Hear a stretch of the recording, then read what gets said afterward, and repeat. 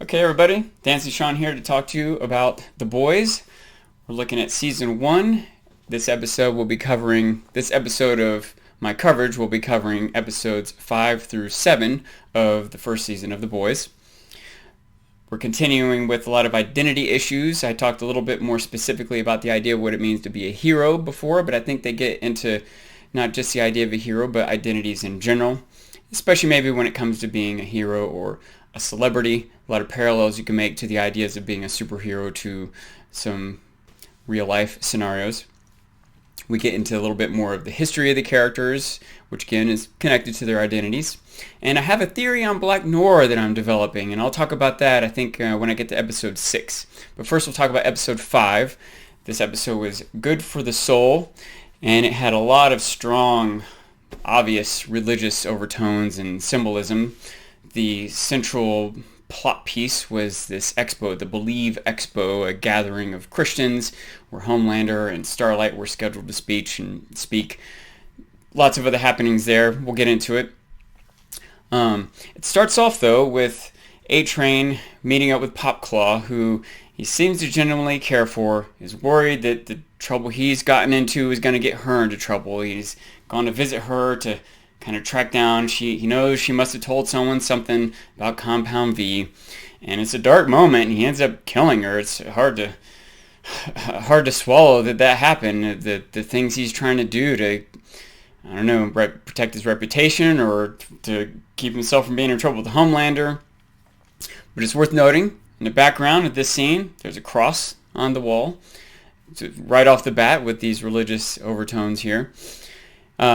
Later in the episode, he discovers why it was Popclaw spoke. He discovers, on the tape that the boys had planted in her apartment what they were doing to blackmail her, and that, of course, is going to lead to some more plot thickening. The boys, in the meanwhile, are planning a new blackmail of Ezekiel. Ezekiel is another one of Vaught's superheroes, not actually one of the 7, but he is a particular representative of Christianity. Ostensibly, he's speaking at this expo along with Starlight and Homelander.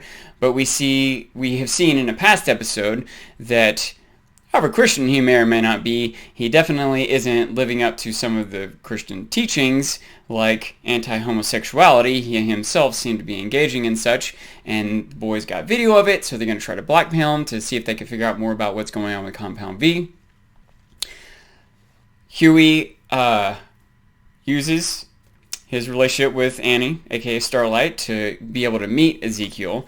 And it's a group meeting at first, along with Homelander. He also meets Homelander, and we see the Homelander is suspicious right off the bat here of this Huey character. What's he doing here? What's his relationship with Starlight? We know that Homelander is not a moron, he's piecing things together.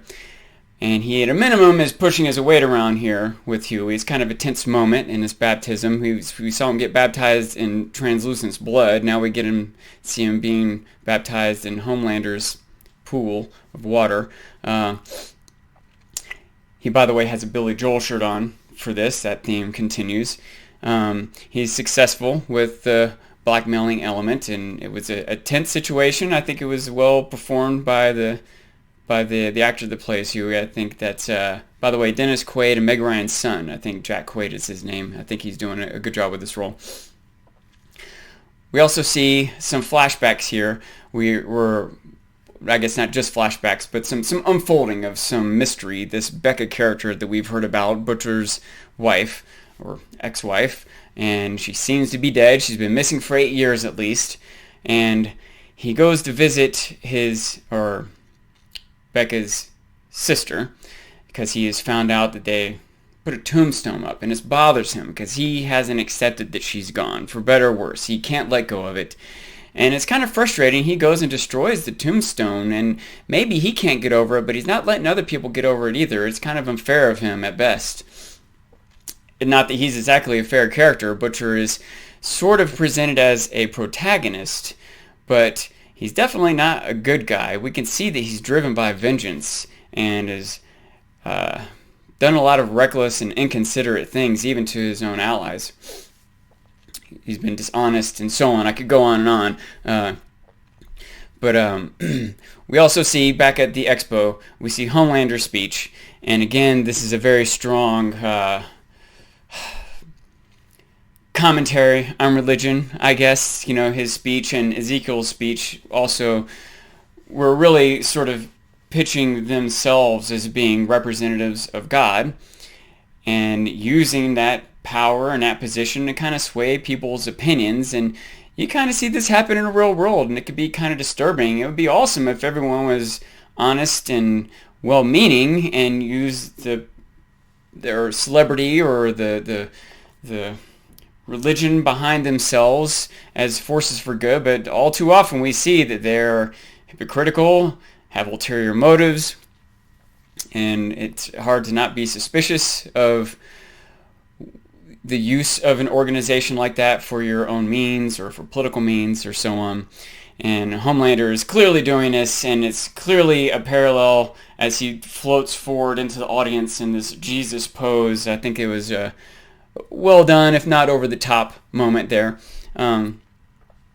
We also get Starlight's speech, and she, in a similar in one way, goes off script. Homelander was supposed to be a little bit more like middle, moderate, please everyone speech that Madeline had set up, but he took it in his own hands to speak out against the terrorists that caused the plane crash when really it was his fault.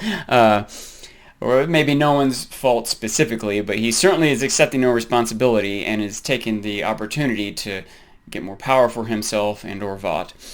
Starlight also goes off script, but in a different direction. She's risking her position of power with Vought, downplaying the role of Christianity. She was bothered by the questions she had to answer for those kids and how she had to edit her true beliefs or her questions of her true beliefs with what's expected of her to say as a role model, and the idea of certain things that she's supposed to say, even if theoretically they're correct, if she's not sure and has to lie about them. Well, one of the things that she should also do as a role model is not lie. It's lots of irony and struggle for her, and I thought it was a very interesting moment, and I appreciated that in her speech she was able to, I don't know, be honest for once, even if it might have stirred the boat and caused some trouble. And you think if some other characters, Maeve and other people, maybe had done that at a sooner point, the negativeness of the Seven might not have gotten to where it is now.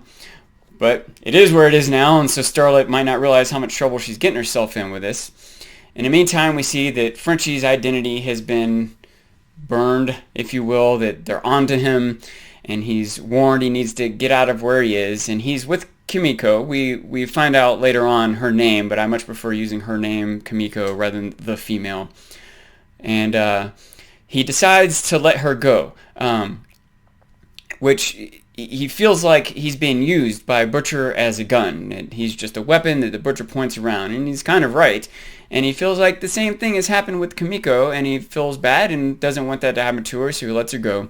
And sure enough, we cut to Butcher and Mother's Milk tracking down Compound V, and in a hospital, sure enough, is being injected into a baby, and the bad guys come to catch them in their investigation, and he uses the baby, who, you know, this soup baby with eye beams, uses it like a gun, just like Frenchie had said that he was doing.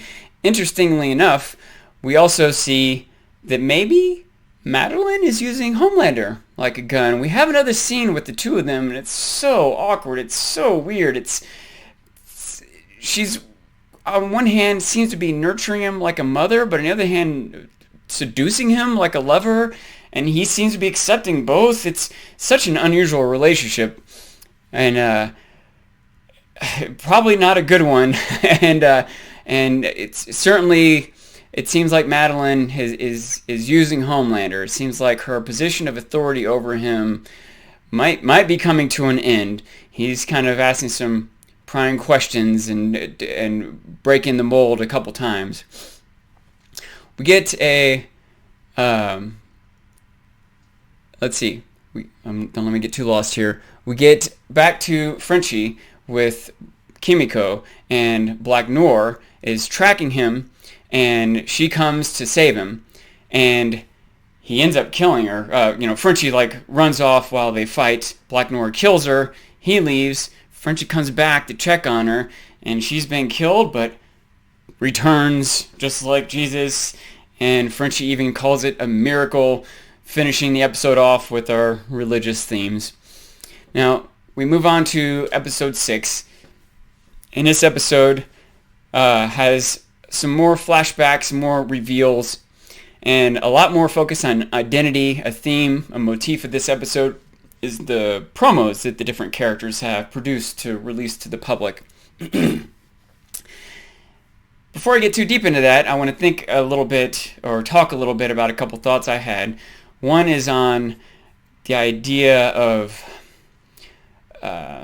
we've been talking about identities, but I want to talk specifically about how they're presented in media, and especially when it comes to like big budget action superhero sci-fi type stuff. I think a lot of times characters are defined more by their outfit and their power than their actual character. Sometimes it's hard to describe the actual personality of some characters in these big budget actiony type movies outside of like their job or their weapon. And I remember one of the first clear examples of this. Sometimes it's in the back of your head. There are subconscious reasons you might be excited or less excited about certain movies or TV shows, and it was like a distinguishing factor, I think, between the original Star Wars, A New Hope, and that original trilogy, and the prequels. That the characters in the original Star Wars were very distinct and very fleshed out, and you could maybe sometimes predict how they would respond to certain situations. They were kind of consistent in their personalities. It would even guide the plot. You could relate to them. If you're describing Han Solo or Leia or even a robot, even C-3PO, you can say that 3PO was timid, effeminate, anxious. Han was like bold, arrogant, chauvinistic. Without describing like what kind of gun they had or what their outfit was, I think if you just started naming personality traits, you could tell which Star Wars character I was. If I said, whiny and naive, that's Luke, not Obi-Wan. You know what I mean? You can tell by their personalities who I'm talking about. But if I were describing characters from the Star Wars prequels, if I said stoic, calm, reserved, maybe like 8 different people, there's nothing that really made Qui-Gon stand out from Obi-Wan or Darth Maul. Or, some of them hardly had any motivations or emotion showed.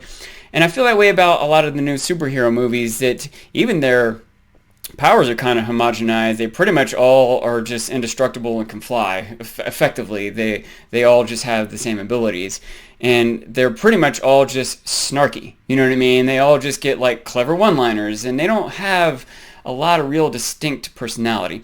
And so I started thinking about, and the boys, especially when I'm thinking so much about identity, what their personalities were, and I started to realize that some of them are a little bit homogenous too, that I might have a hard time describing a character without their costume or their power and knowing who I meant. But I realized that actually might be by design. That's kind of the point of this, is that they've been stripped of their personalities. It was very apparent in the promos that they were filming for the different characters that they're all very just generically good, that they're all just square-jawed, positive good guys out helping the communities, and they don't have any particular personalities. And you can even see specifically with A-Train how when he wanted to talk about something meaningful in his childhood, about how gun violence with his brother was an issue, and the PR people like, let's leave that part out. Let's talk about something different. Homelander's entire history is just fabricated. His youth, we come to find out, was just raised in a lab. And it is interesting to think about what these characters' actual personalities or emotions are when they have to conform to this mold and can't be themselves. And it makes me think about, it's lonely at the top. That's kind of a common theme, especially when you're talking about, characters who were leaders, the president or king or something, and you think they're so powerful, but really they're very limited in what they can actually do. Superheroes, when they're supposed to play these roles as positive role model celebrities, are kind of limited in what they can do and what they can say. At least ostensibly, they end up doing terrible things. And Anyway, didn't mean to ramble about that so much, but I think it's an interesting dynamic of this show. And again, while I'm talking about these identity issues, I wanted to talk about Black Noir for a minute. I've been thinking about the idea that these different characters in The Boys, the 7, are pretty clear parallels to the Justice League. Homelander is Superman. I guess they're bizarro versions. Homelander is Superman. Black Noir is Batman. Maeve is Wonder Woman. A-Train's Flash, so on, right? So I was thinking about the idea that a lot of these characters have alter identities, secret identities or alter egos or whatever in the comic Marvel DC world or whatever. And we already know from an earlier episode that Homelander had one and he abandoned it. And I remember thinking about the idea that I wonder if he abandoned more than just a secret identity, he abandoned his morality. I wonder if Black Noir has one. Batman had an alter identity of Bruce Wayne, of course. And a lot of these similarities, or bizarro similarities, if you will. So maybe Black Noir's alter ego isn't necessarily some rich playboy, latest man, confident millionaire character. Maybe he's an opposite, maybe more of a low-key, humble, bumbling character. Maybe not, I'm not sure, but I started scrolling through who it could possibly be, and you can eliminate a lot of people just because they've been on screen with Black Noir at the same time, or because it makes no sense for Butcher to be Black Noir. I don't think. I kind of went through and I couldn't really come up with who it might be, except maybe one we'll get to in a second here. So we get to, let's see, some key moments here. Huey and Butcher. Butcher, again, sort of a mentor to Huey. He takes him to this meeting. It's similar to an AA meeting, but it's people who have been affected negatively by the soups. People who have been injured or loved ones have been injured by soups. It's sort of a support group. And it's a really good moment that Huey and Butcher, when they go in, they sit down, they're sitting. Huey's modeling Butcher. They sit in the exact same pose, arms crossed, legs crossed, and maybe both a little suspicious of this whole thing. Butcher is certainly more suspicious, more bitter about it all. He ends up kind of exploding on everyone there, disgusted with the idea that they're trying to rationalize or justify what the soups have done rather than take matters in their own hand and get revenge or even be angry about it. But one thing that was interesting in this meeting, there was a character that we've seen before, Seth, the PR guy. He told a story, another similar to Pop Claw, and her landlord had a little sexual mishap with PR and Ice Queen, I think it was. It made me realize that he's popped up a couple times. He's been in these conversations with Madeline. He's passed Starlight in the hall. Here he is again in this meeting. I wonder if they're setting him up to be Black Noir's alter ID, if he stands up straight and puts on a suit and a mask. And we've gotten so little from Black Noir. I don't know if this is a setup, if that is what it is, what it could mean. But it's my best guess. If there is an alter ego, that's who it is right now. We'll see. I'm not too strong. I'm not too sure about it. But if I am right, I'm definitely going to make sure everyone knew that I predicted it right here. Okay, so let's see. What else? We get another segue I appreciate. Again, they're still using these, the use of TV and, live coverage and Twitter feeds or whatever to segue from scene to scene and kind of show us what people are seeing in the world. And it's the little scheme that Frenchie and Mother's Milk have put together to get Mesmer to help them figure out what's going on with Kimiko. They are doing this without the Butcher's knowledge. They're kind of going behind his back, taking Frenchie out in public. I like that Frenchie's able to convince Butcher to do it, which, by the way, this is, I think, another example of how they're giving Mother's Milk, I said Butcher, I meant Mother's Milk, they're giving him some personality. That we get the idea. We saw, I think the first time, or one of the first times we saw him, he was like straightening his desk. Everything's neat, orderly. It's important for him to have things be neat and orderly. And Frenchie kind of points out that Kimiko is kind of this loose end, and he knows that it bothers Mother's Milk that he can't piece everything together just right. So that's his motivation to go do something about this. I also like that there's a moment when Mother's Milk is on the phone with his, I guess, wife, fiance, baby's mama. I can't remember for sure if they've made that relationship exactly clear. But it's another moment I like that kind of reminds us these are real people, something that we can relate to. He's asking her, oh, look, if you watch the next episode of Downton Abbey, then I'm going to be an episode behind. And, this is the thing that people deal with when your schedules can't line up and you're watching a TV show together. I also particularly appreciate it because I'm happy to be watching Downton Abbey right now. It's a pretty good show, by the way. It does a pretty good job of tackling social issues. It's a very white show, but they still are dealing with the feminist issues and classism and such, but without going too much of a tangent on that.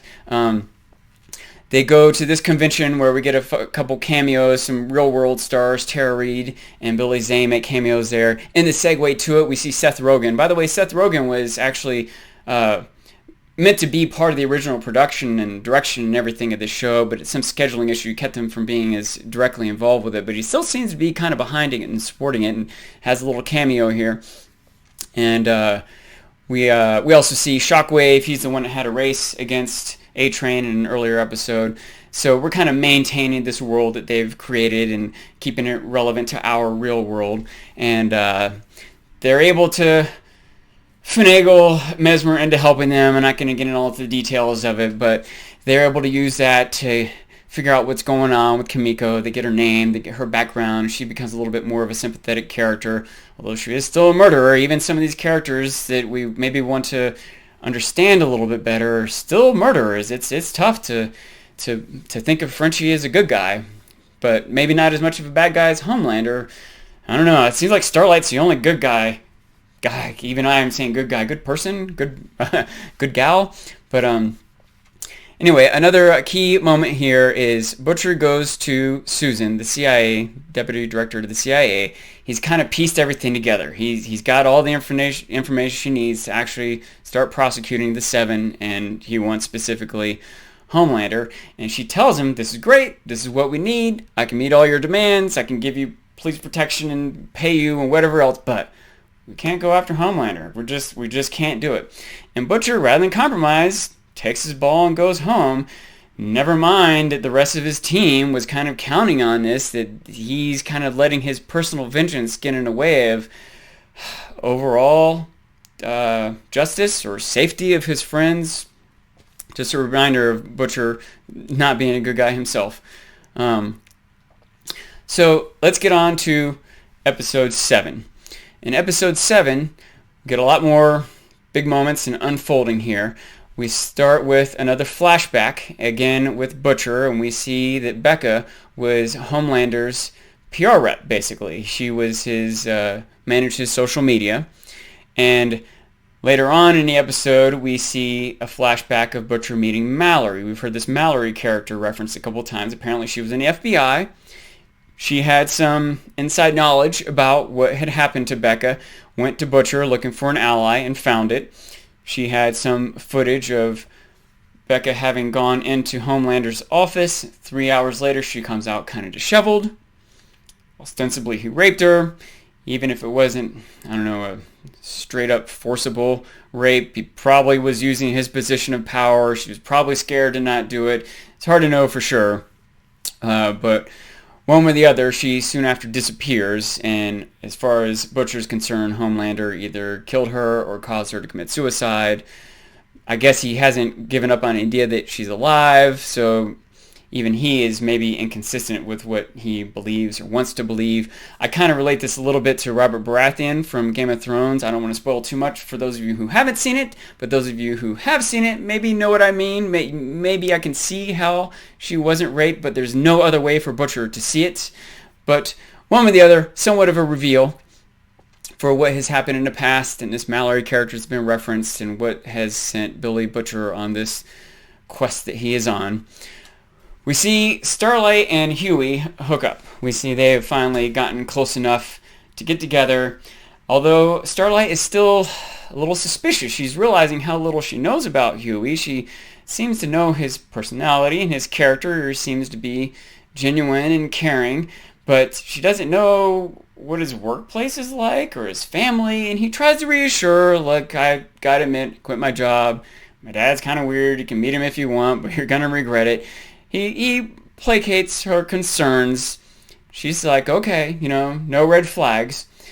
Cut to Huey up on the wall of the Sevens meeting place, and Homelander explaining to Starlight how Huey killed Translucent, and it's just incomprehensible to Starlight. She just cannot believe it. She cannot see how it's possible. The rest of them are all a little bit taken aback too, and Homelander really pushes the issue. As often, he starts off kind of calm and kind, but gets very serious until his eyes are burning red and he literally might kill you. And it was pretty much Maeve that saved her. But Homelander has put together, both maybe in the back of his mind, realizing that, and he says this to Starlight, you show up, Translucent disappears, the Deep gets ostracized, this Huey character comes in to meet with Ezekiel. What's going on? What are you doing? And Maeve is like, look, she's not out to get us. She's just not even stupid. That, you can't punish her for being stupid. She messed up, but she's not actually out to get us. And thank goodness, Homelander tells her, look, well, for both your sakes, you better be right. And so now we're afraid for both Maeve and Starlight as to what Homelander might find out or do about what he finds out. It turns out that part of why Homelander was able to figure this out is because both the information he got from A-Train and then the information he got from Mesmer. Butcher goes to kill Mesmer. He just straight up murders Mesmer violently, again reminding us Butcher is just not a good guy. He is a violent, vengeful murderer, and it's hard to stay behind him, and it makes you as worried for Huey as you were worried for Starlight when Homelander was mad. Huey, if he wanted to leave, Butcher specifically threatened him earlier on, I'll break your legs. You don't have a choice anymore. You're in this whether you like it or not. It's interesting the parallels that they maintain between Starlight and Huey. So we see Homelander meeting with Madeline again, pushing the questions about Becca. And we hear another mention of Edgar here, by the way. And we see that they have been successful in their push to get the Seven, or superheroes in general, into the military. But we also see that Madeline is really worried about what questions Homelander is asking. In the meantime, we get a little update on the Deep. And it's another dark moment. The show is just full of dark moments. The Deep, basically, he gets raped. He has picked this girl up, which seems to be his MO.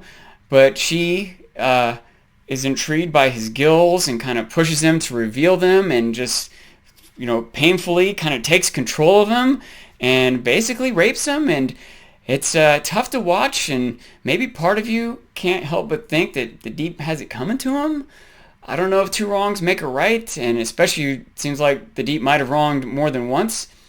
And I also am not sure the Deep actually learns a lesson here. I don't know if he actually is able to relate the similarity of what's happening to him to what he's done to others in the past. But anyway, it's a tough moment. You maybe hope that the Deep grows up a little bit from it. And they move from that to another moment, which again bothers me. That the show, I feel like on one hand they're trying to kind of present correct moral behavior, but at other times they, make fun of what I think to be correct moral behavior. I don't know quite how to express this, and the Deep is going to the grocery store and he's disturbed just by all the fish, and it makes sense for him to be disturbed by that. Maybe most people aren't. Meat has been part of our diets for pretty much all of human history. It's kind of new for the idea of not eating meat to come along. And I might be a little biased here because I have made a personal decision not to eat meat. I don't want to be too preachy about it, but it still bothers me in this world that they've created that it seems like these fish at least have some sort of consciousness, feelings, intelligence. Maybe in the real world, animals are just dumb, we can kill them and eat them, and it doesn't matter. But even in the real world, we're still feeling bad when, Mike Vick has dogs fight each other. We want him to be punished. We don't like the idea that animals suffer. And they show us in this world that the animals have some kind of awareness and emotion, and then they kill them, and it's a joke. It kind of bothers me. Maybe it's okay to kill them in the real world, but in your world that you have made, makers of the boys, that you give these animals what seems like might be the basis for rights, and then make a joke of killing them, bothers me. I don't mean to be on too much of a soapbox here, but kind of like Starlight, I can't keep my mouth shut. I feel like I got to say something about this. I like this show. I'm going to talk about the good stuff, but I can't ignore the things that frustrate me either. Anyway, let me go back real quick. I want to talk about an interaction we had between Maeve and Starlight after Maeve has pretty much possibly saved her life. I wonder a little bit if Homelander kind of knew how that was going to play out.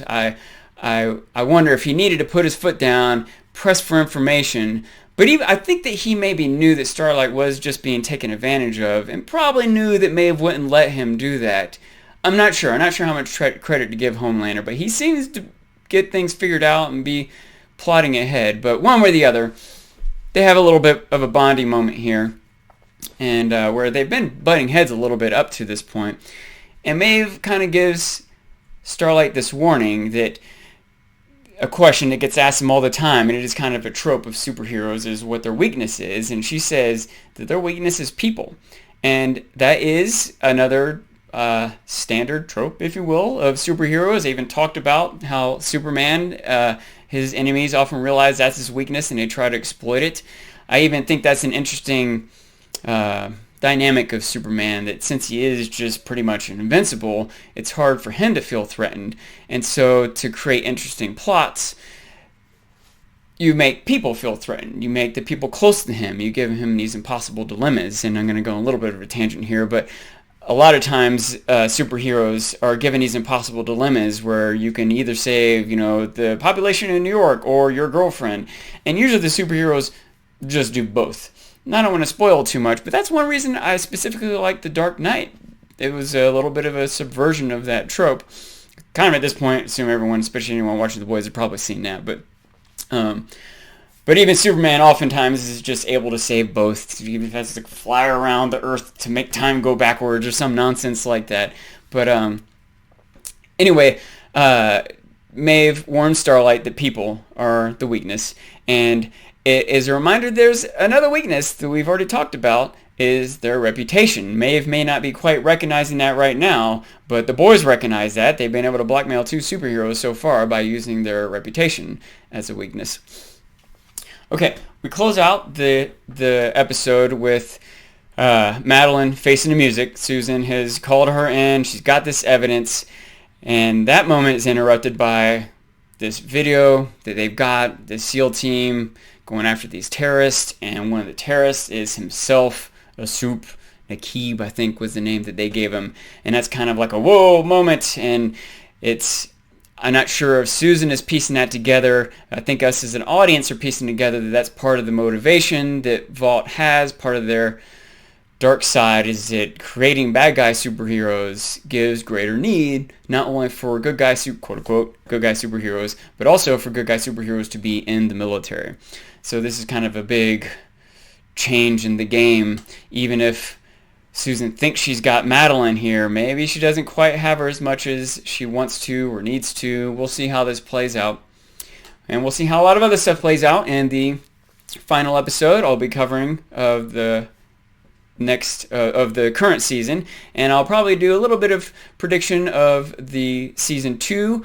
I have been avoiding spoilers. I know some episodes have already been released, and I haven't seen them. I haven't even watched trailers because I want to go into this kind of fresh. For what it's worth, similarly, I know there's a lot of potential information to gather on this story because there's a whole comic series that this is based on, but I kind of want to analyze the show for the show, not for its adaptation, and I don't want to be spoiled or have expectations. I kind of just want to see how good this show is for how good this show is.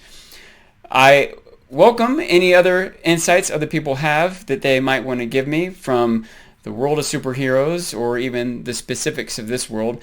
But for now, I'm going to try to avoid being spoiled on anything, and we'll see what kind of predictions I can make in that scenario.